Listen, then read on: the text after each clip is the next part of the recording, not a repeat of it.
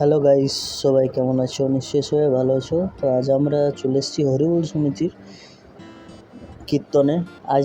আজের প্রথম দিন কীর্তন শুরু হচ্ছে হরিবোল সমিতিতে।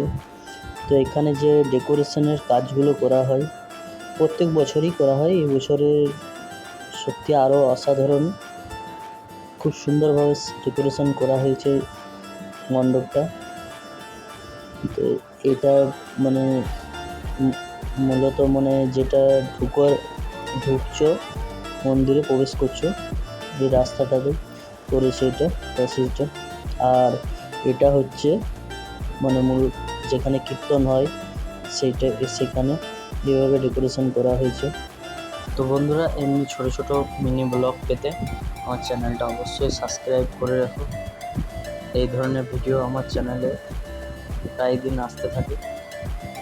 আর ভিডিওগুলো কেমন